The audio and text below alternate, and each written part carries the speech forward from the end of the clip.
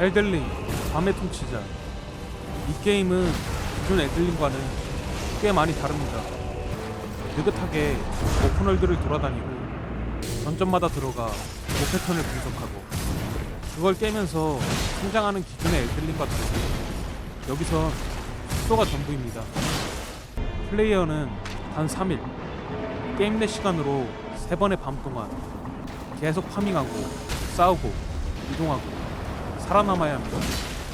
심지어 그 3일 동안도 가만히 있으면 맵 바깥에서부터 불길이 점점 밀려오기 시작하죠. 느릿느릿 움직이다가 그대로 불길에 잡아먹게 됩니다. 밤의 통치자는 로그라이크 구조를 기반으로 합니다. 클래스는 고정이고 파밍은 매번 새롭고 죽으면 처음부터 다시 시작하죠. 3명의 플레이어가 힘을 잃어서 전투와 파밍을 반복하고 마지막 날 밤 밤의 왕을 처치하고 나면 다시 레벨 1에서 시작합니다. 게임 내 시간은 실시간과 유사하게 그 안에서 유저는 계속해서 선택하고 판단해야 하죠. 여기서 중요한 건 템포입니다. 플레이어가 조용히 생각할 시간은 거의 없어요. 쉴 수 있는 순간조차도 위험이 다가오고 있다는 긴장감 속에서 이루어집니다. 전투는 여전히 프롬 소프트웨어답다는 말이 어울립니다. 보스들은 하나같이 존재감이 강하고 패턴은 치밀합니다. 연출은 압도적이에요. 딱 봐도 이건 진짜 보스다 싶은 카리스마가 있고 한 대 맞으면 체력이 반토막 나는 공포감도 그대로 있습니다. 그런데 전투 리듬은 좀 더 빠르고 돌진형 보스나 방해킥 틈이 많아서 회피 타이밍의 중요도가 더욱 올라갔습니다. 그리고 무엇보다 이 게임은 혼자 싸우는 게 아닙니다. 탱커, 딜러, 서포터의 역할이 분리되어 있어서 혼자 잘한다고 깨지는 게임이 절대 아닙니다. 누군가 한 명이 딜러의 타이밍에 안 맞춰주면 팀 전체가 그 대가를 치르는 구조로 이루어져 있습니다. 그렇다면 이 게임은 기존의 엘들링과 뭐가 다르기에 밤의 통치자라는 단독 타이틀을 달고 발매가 되었을까요? 가장 큰 차이는 자유도와 탐험의 개념입니다. 엘들링 본편에서는 이쪽으로 가면 뭐가 있을까 하는 호기심이 플레이의 원동력이었죠. 밤의 통치자에서는 이건 시간 낭비입니다.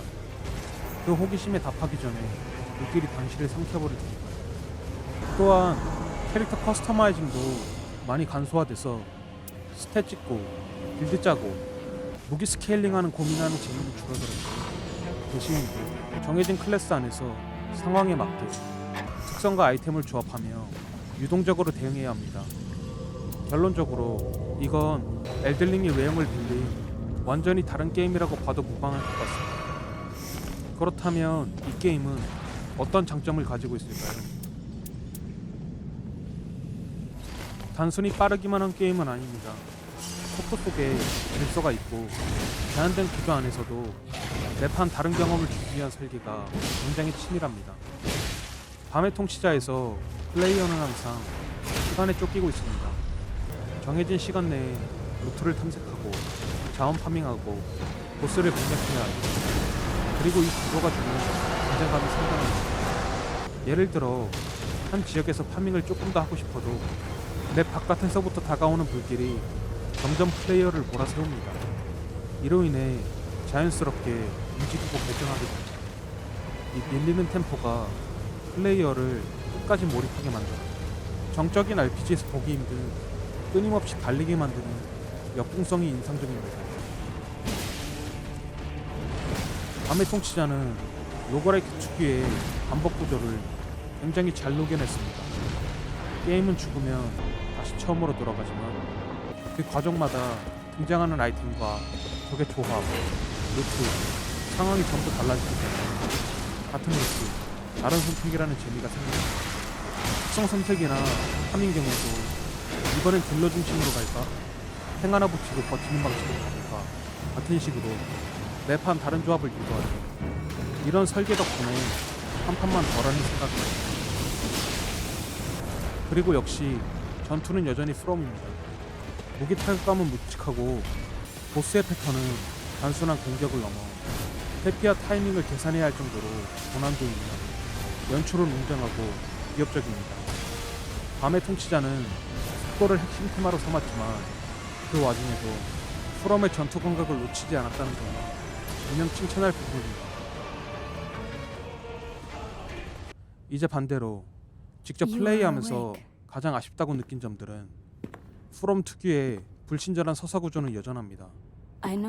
하지만 밤의 통치자는 그 수준이 더 축소되어 있죠.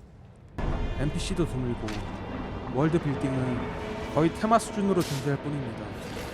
전작처럼 각 지역에 숨겨진 이야기, 인물 간의 관계, 그리고 서사를 퍼즐처럼 맞춰가는 문제는 사실상 사라졌어요.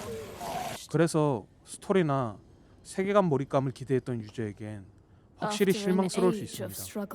그리고 그 다음은 난이도와 피로도 문제입니다. 밤의 통치자는 구조적으로 빠른 필드 파밍과 격도로 높은 난이도의 보스전을 영위하는 것가 있습니다. 이게 장점이자 동시에 피로도의 핵심 원인이 되기도 합니다. 한 세션은 대략 30분에서 1시간 정도. 로그라이크 기준으로는 적당한 길이지만 소울라이트처럼 보스를 상대해야 한다는 점에서 세션당 리스크가 굉장히 큽니다. 보스 난이도는 여전히 프롬식이고 패턴은 정교하며 대처법도 존재하지만 그걸 익힐 시간이 거의 없습니다. 전작처럼 여러 번 죽으며 패턴을 익히는 게 아니라 이번엔 딱 한 번의 기회에 모든 걸 성공시켜야 하죠. 그런데 그마저도 파밍이 꼬이거나 팀이 죽으면 리셋조차 불가능합니다. 밤의 왕이나 밤의 보스는 전원 사망해야만 다음 라운드로 넘어가니까 이건 단순히 어렵다의 문제가 아니라 연습 자체가 불가능하다는 점에서 구조적인 설계 비판이 따릅니다. 특히 싱글플레이 유저들에게 더 가혹한 게 기본적으로 이 게임은 3인 협동 전투를 전제로 설계되어 있습니다. 혼자서도 플레이는 가능하지만 적 체력과 공격력이 조정되지 않는 탓에 전투가 지나치게 빡빡하죠. 그래서 이건 사실상 코업 전용 게임이다라는 말이 나오는 것이고 혼자 즐기기를 원하는 분들 사이에서 큰 불만이 터져나오고 있는 상황입니다. 마지막으로 엘들링 본편의 매력 중 하나는 내 빌드를 스스로 만들어가는 즐거움이었습니다. 근데 밤의 통치자에서는 클래스가 고정되어 있고 스텝 배분이나 장비 운영도 매우 제한적이에요. 특성 선택이나 무기 파밍이 매판 바뀐다는 점은 있지만 그건 로그라이크 구조상 반복성을 줄이기 위한 장치인지 내 캐릭터를 만든다는 느낌은 거의 없습니다. 사실상 성장의 재미가 많이 줄어드는 거죠. 요약하자면 밤의 통치자는 엘들링이라는 이름을 달고 있지만 전작과는 전혀 다른 방향성을 가진 로그라이크 협동 액션입니다. 빠른 템포, 끊임없는 압박, 그리고 팀플레이 기반의 전투 흐름은 확실히 지금까지의 프롬 게임과는 결이 다릅니다. 이건 혼자서 느긋하게 세계관을 파고드는 게임이 아니라 함께 움직이고 빠르게 판단하고 같은 목표를 향해 달리는 전술적인 협동의 재미를 담은 작품입니다. 그래서 친구들과 함께 도전할 팀 게임 기반을 찾는 분들에게 재미있는 경험이 될 수도 있을 것 같습니다. 다만 저처럼 같이 할 친구가 없는 분들에게 추천드리기 힘들 것 같네요.